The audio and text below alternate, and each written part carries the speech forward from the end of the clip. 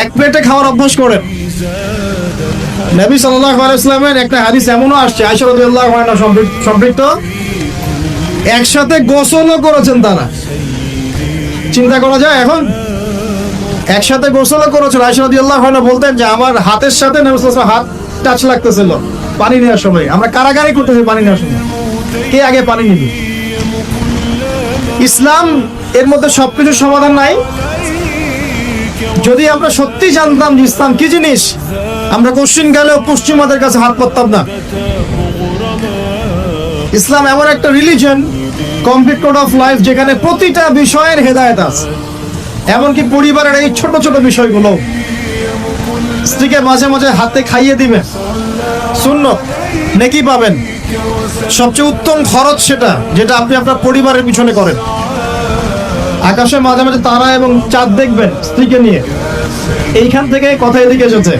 কেন তারার সাথে তুলনা করছি জানেন?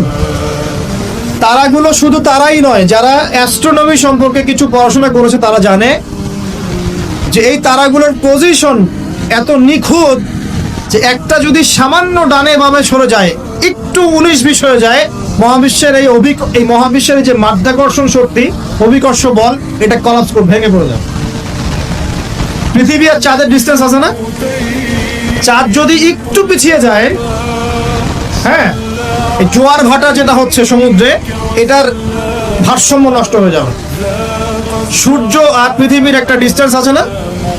সূর্য যদি এক ইঞ্চি সামনে চলে আসে, এক হাত সামনে চলে আসে, পৃথিবীর অর্ধেকের বেশি অংশ মরুভূমি হয়ে যাবে। আর যদি সূর্য এক হাত পিছনে চলে যায়, অল্প একটু পিছনে চলে যায়, তাহলে পৃথিবীর একটা বড় অংশ বরফে ঢেকে যাবে। কোন সত্তা এত নিপুণ ভাবে এগুলো সৃষ্টি করেছে? এখন নাস্তিকরা বলছে তো আল্লাহ বলে কেউ নাই। তাদের ধারণা এগুলো এত নিপুণ ভাবে মহাবিশ্বটা অটোমেটিকলি হয়ে গেছে। না,